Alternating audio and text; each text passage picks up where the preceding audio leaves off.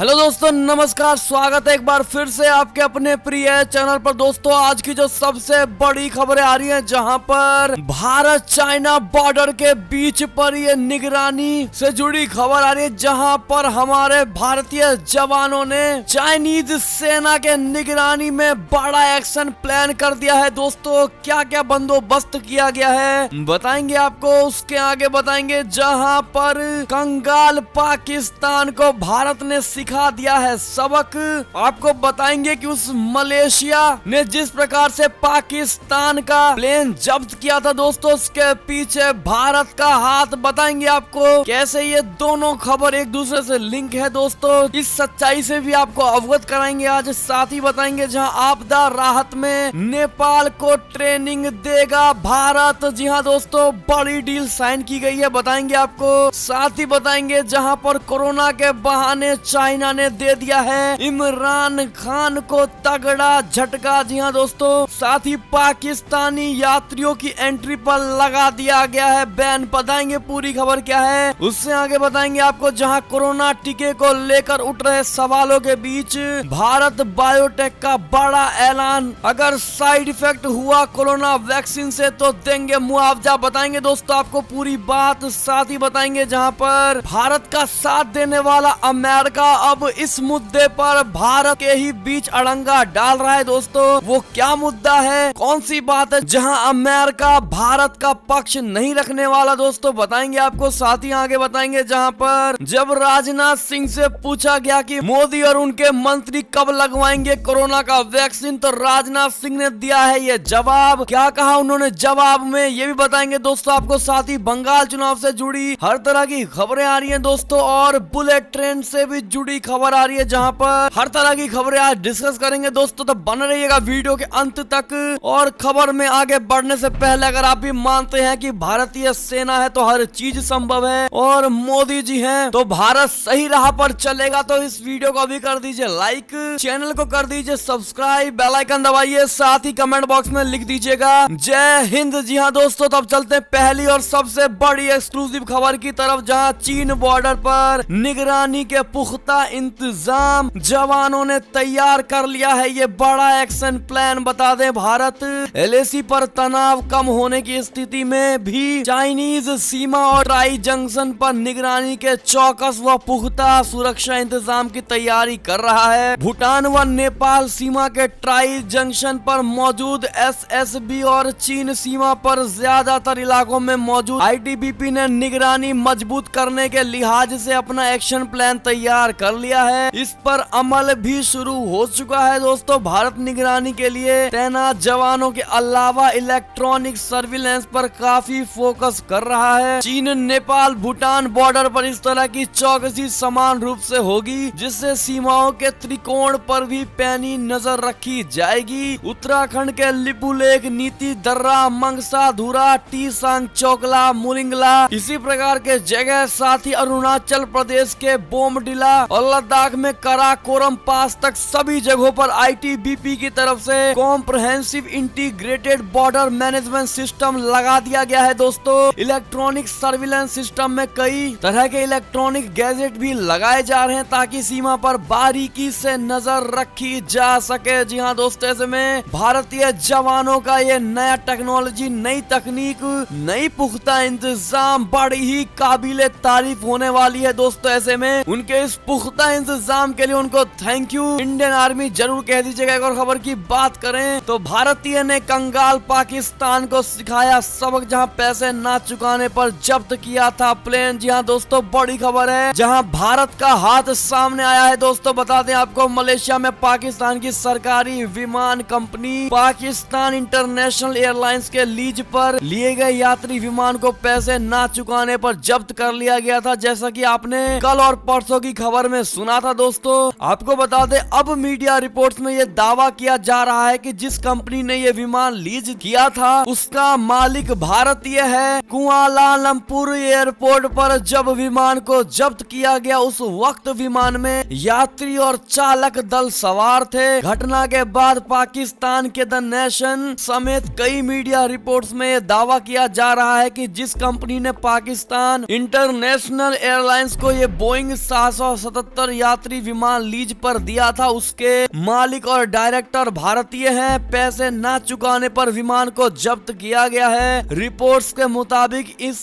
Company का दफ्तर Dubai में है, जहां भारतीय मूल के कर्मचारी काम करते हैं। गौरतलब है कि पिछले एक साल में पाकिस्तानी एयरलाइंस कई बार आलोचना की शिकार हो चुकी है। जी हाँ दोस्तों, ऐसे में ये बड़ी खबर मानी जा रही है। अगर आप भी ये सुनकर खुश हुए हैं दोस्तों कि एयरलाइंस का मालिक और डायरेक्टर भारतीय है और उन्होंने सही कदम उठाया है दोस्तों पाकिस्तान को मजा चखा के, तो इनको थैंक यू, धन्यवाद जरूर कर दीजिएगा दोस्तों। और आपका भी अगर गर्व से सीना चौड़ा हुआ है तो ये बात कमेंट सेक्शन में जरूर लिख दीजिएगा। चलते हैं और खबर की तरफ, जहां पर आपदा राहत में नेपाल को ट्रेनिंग देगा अब भारत। दोनों देशों के संबंध मजबूत करने पर होगा जोर। बता दे, भारत नेपाल को मानवीय सहायता और आपदा राहत प्रशिक्षण और क्षमता निर्माण यानी कैपेसिटी बिल्डिंग प्रदान करने के लिए तैयार है, क्योंकि दोनों देश तनावपूर्ण द्विपक्षीय संबंधों में सुधार लाने का प्रयास कर रहे हैं। नेपाल के विदेश मंत्री प्रदीप कुमार ग्यावली की शनिवार को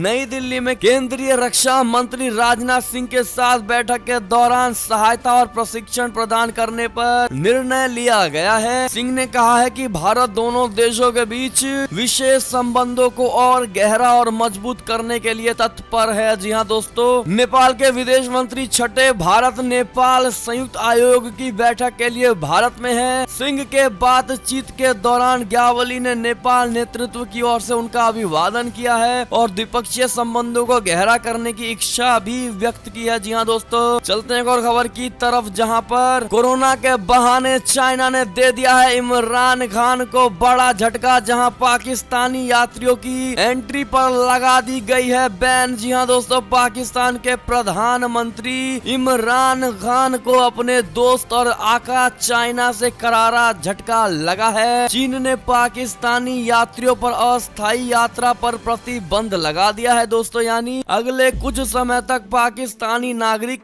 चीन नहीं जा पाएंगे। बीजिंग ने ये कदम 10 पाकिस्तानी यात्रियों के कोरोना पॉजिटिव पाए जाने के बाद उठाया है। कोरोना के बहाने ही सही चीन की कम्युनिस्ट सरकार ने ये स्पष्ट कर दिया है कि उसके लिए अपने हित सबसे पहले है। जी हाँ दोस्तों, स्थानीय मीडिया के अनुसार चीन के बैन के बाद पाकिस्तान इंटरनेशनल एयरलाइंस ने 3 सप्ताह के लिए ऑपरेशन को रोक दिया है दोस्तों। ऐसे में आपकी क्या राय होगी दोस्तों? ज्यादा पाकिस्तान चाइना की जी हजूरी में लगा हुआ था और उसको लगता था कि चाइना कभी भी किसी काम के लिए पाकिस्तान को मना नहीं कर सकता, लेकिन दोस्तों जिस प्रकार से पाकिस्तानियों की यात्रियों पर चाइना में बैन लगा दिया गया है दोस्तों, ऐसे में पूरी तरह इमरान खान का चाइना ने मुंह बना दिया है। ऐसे में आपकी क्या राय होगी? अपनी राय कमेंट करके जरूर बताइएगा दोस्तों। चलते हैं एक और खबर की तरफ, जहां पर कोरोना टीके को लेकर उठ रहे सवालों के बीच भारत बायोटेक का ऐलान। कहा अगर साइड इफेक्ट हुआ तो देंगे मुआवजा। बता दें आपको, देश में कोरोना वायरस के खिलाफ टीकाकरण अभियान शनिवार से शुरू हो गया है। कांग्रेस द्वारा वैक्सीन पर सवाल खड़े किए जाने के बीच भारत बायोटेक ने बड़ा ऐलान कर दिया है। कोवैक्सीन बनाने वाली कंपनी भारत बायोटेक का कहना है कि यदि इससे साइड इफेक्ट होता है तो फिर मुआवजा मिलेगा। भारत बायोटेक से केंद्र सरकार ने 55 लाख खुराकें अभी खरीदी हैं और शनिवार से शुरू हुए टीकाकरण में उसका इस्तेमाल भी हो रहा है। जी हाँ दोस्तों, ऐसे में कितने ऐसे लोग हैं जो इस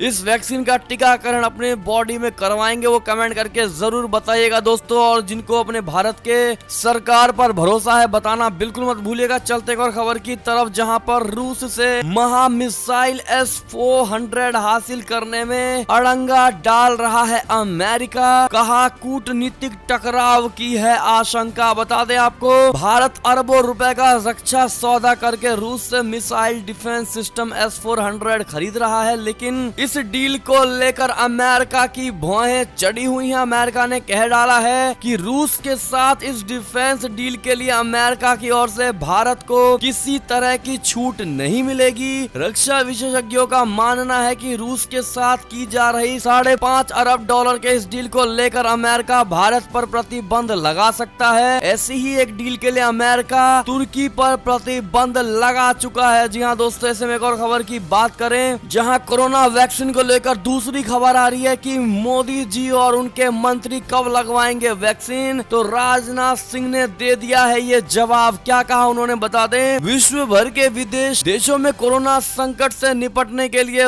वैक्सीनेशन शुरू हो चुकी है दोस्तों। भारत में 16 जनवरी से कोरोना वैक्सीनेशन अभियान का आगाज हो चुका है। एक तरफ दुनिया के अन्य देशों में जहां राष्ट्रपति, प्रधानमंत्री और अन्य राजनीतिक हस्तियों को कोरोना वैक्सीन की खुराक पहले दे जा चुकी है, तो वहीं भारत में पहले स्वास्थ्य कर्मी और फ्रंट लाइन वॉरियर्स को कोरोना की वैक्सीन पहले लगाई जा रही है। आपको बता दें कि रक्षा मंत्री राजनाथ सिंह ने इस बात का जवाब दिया है कि प्रधानमंत्री मोदी और अन्य मंत्री कोरोना वैक्सीन कब लगवाएंगे। आपको बता दें राजनाथ सिंह ने देश के वैज्ञानिकों को बधाई दी और कहा कि इतनी जल्दी इन लोगों ने वैक्सीन तैयार कर ली है। उन्होंने कहा कि प्रधानमंत्री मोदी ने समय समय पर वैज्ञानिकों को वैक्सीन के लिए प्रोत्साहित करते रहे हैं। जहां तक हम लोगों के वैक्सीनेशन का प्रश्न है, मैं समझता हूं कि कोरोना के हमारे फ्रंट वॉरियर्स का वैक्सीनेशन जब पूरा हो जाएगा, 50 साल के ऊपर के लोगों के वैक्सीनेशन का प्रोसेस तब शुरू होगा। उस समय हम राजनीतिक क्षेत्र में काम करने वाले लोग भी वैक्सीन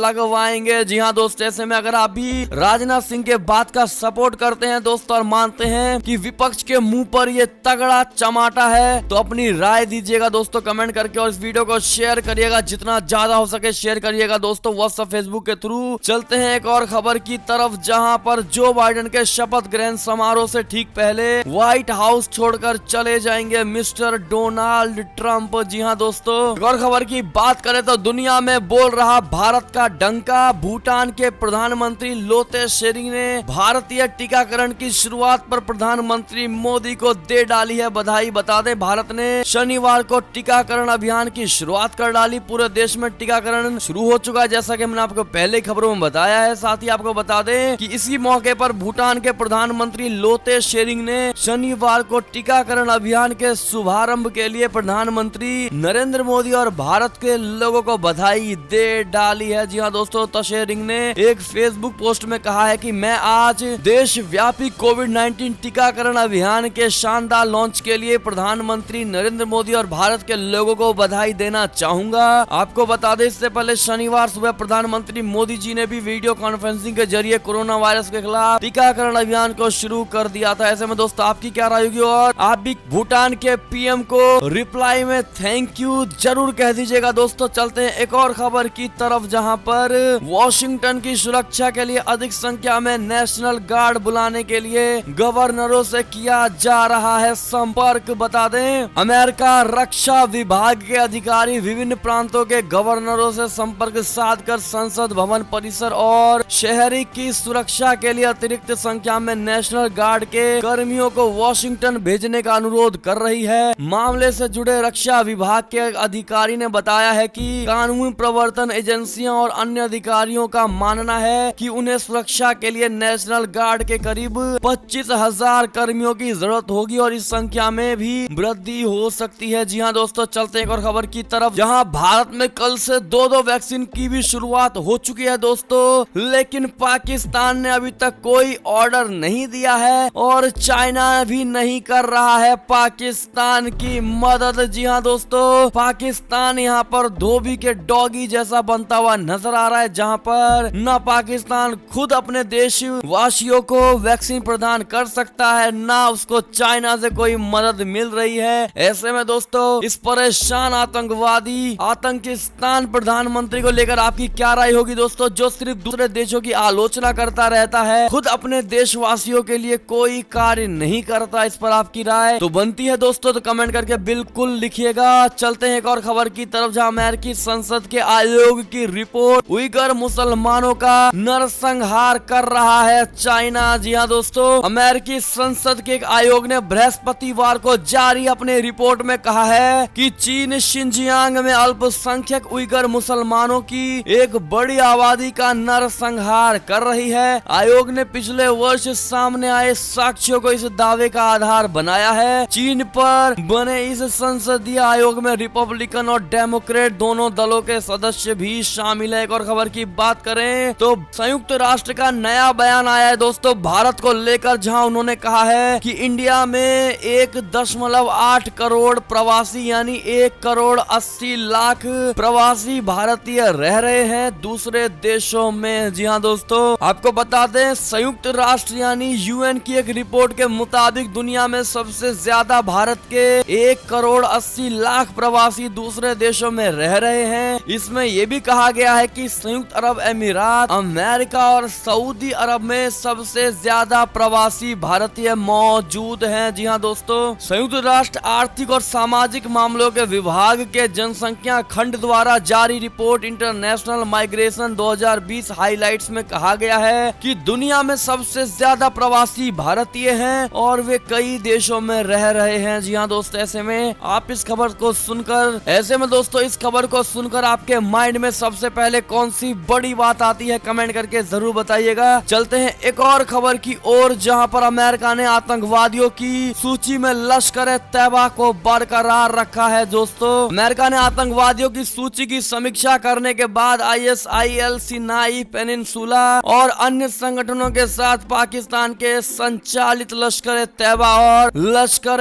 जंगवी को उसमें बरकरार रखा है। जी हाँ दोस्तों, एक और खबर की अगर बात करें तो दक्षिण अफ्रीका में हिंदू नेता कुंवर सिंह का कोरोना वायरस से निधन, लोगों ने प्रकट किया है शोक। जी हाँ दोस्तों, दक्षिण अफ्रीका में कोविड-19 से पीड़ित हिंदू नेता कुंवर सिंह का शुक्रवार को निधन हो गया। भारतीय दक्षिण अफ्रीकी कुंवर सिंह वो 86 साल के थे। वे दक्षिण अफ्रीका में कोकी सिंह नाम से प्रसिद्ध थे। जी हाँ दोस्तों, ऐसे में आप भी उनको श्रद्धांजलि भरी हुई दो बातें जरूर कह दीजिएगा कमेंट सेक्शन में। और खबर की बात करें तो पश्चिम बंगाल में टीकाकरण से पहले खड़ा हो गया बड़ा विवाद। स्वास्थ्य कर्मियों की लिस्ट में था TMC विधायक का नाम। जी हाँ दोस्तों, बड़ी खबर मानी जा रही है। ये बता दें, पश्चिम बंगाल में भी टीकाकरण अभियान का आगाज हो चुका है। यहाँ इसके साथ ही विवाद भी शुरू हो गया। सत्तारूढ़ तृणमूल कांग्रेस के एक विधायक का नाम स्वास्थ्य कर्ताओं यानी जिन्हें शनिवार को कोविड-19 टीका प्राप्त करना था की सूची में शामिल होने के कारण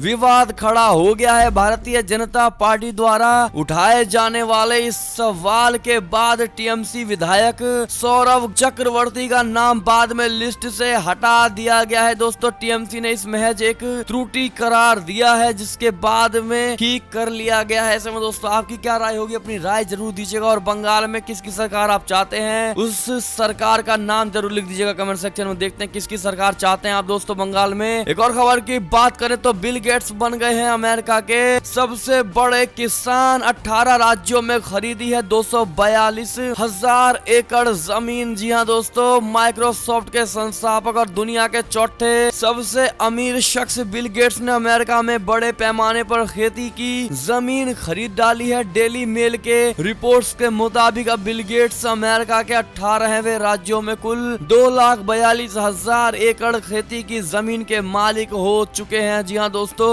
और इतनी अधिक जमीन खरीदने के बाद बिल गेट्स अमेरिका में खेती करने वाली जमीन के सबसे बड़े मालिक यानी प्राइवेट ओनर बन चुके हैं। ऐसे में इनको कांग्रेचुलेशन बिल गेट्स जरूर कह दीजिएगा। एक और खबर की ओर चलें तो इमरान खान के पास नहीं बन पाएंगे PTV के अध्यक्ष, इस्लामाबाद हाईकोर्ट ने लगा दी है रोक। जी हाँ दोस्तों, पाकिस्तान के एक उच्च न्यायालय ने प्रधानमंत्री इमरान खान के करीबी सहयोगी पर सरकारी पाकिस्तानी टेलीविजन PTV के अध्यक्ष के तौर पर काम करने पर रोक लगा दी है। इससे इमरान खान के लिए बड़ा झटका बताया जा रहा है। उच्चतम न्यायालय के वकील सियासत तंदाक और पूर्व TG मेजबान नईम बुखारी को पिछले साल नवंबर में सरकारी प्रसारक का प्रमुख नियुक्त किया गया था। एक और खबर की बात करें तो आंदोलन के बीच किसान नेता बलदेव सिंह सिरसा को NIA का समन आज हो सकती है। इसको लेकर पूछताछ बता दे, राष्ट्रीय जांच एजेंसी ने किसान नेता बलदेव सिंह सिरसा को पूछताछ के लिए बुलाया है। ये पूछताछ भारत विरोधी संगठनों की ओर से कई NGO को की गई फंडिंग के सिलसिले में है। दोस्तों, ANI सूत्रों के मुताबिक ANI ने लोक भलाई इंसाफ वेलफेयर सोसाइटी के अध्यक्ष बलदेव सिंह सिरसा को पूछताछ के लिए बुलाया है। ये संगठन सरकार के साथ किसानों की ओर से वार्ता में शामिल है। बलदेव सिंह सिरसा से ये पूछताछ अलगाववादी संगठन सिख फॉर जस्टिस के एक नेता पर दर्ज केस के सिलसिले में भी लगाई गई है। जी हाँ दोस्तों, एक और खबर की ओर चले तो सपा सांसद आजम खान पर फिर योगी सरकार की सबसे बड़ी कार्यवाही, जौहर यूनिवर्सिटी से 70 हेक्टेयर जमीन छीन ली गई है। दोस्तों बता दें, सपा सांसद मोहम्मद आजम खान को एक और बड़ा झटका लगा, जहां जौहर ट्रस्ट जौहर यूनिवर्सिटी के लिए खरीदी गई करीब 70 हेक्टेयर जमीन शासनादेश के उल्लंघन की जद में आ गई है। है। एडीएम यानी प्रशासन जगदम्बा प्रसाद गुप्ता की कोर्ट ने जौहर वीवी की ये जमीन राज्य सरकार में निहित करने का फैसला सुनाया है। साथ ही एसडीएम सदर को जमीन पर कब्जा लेकर इसे इंदिराज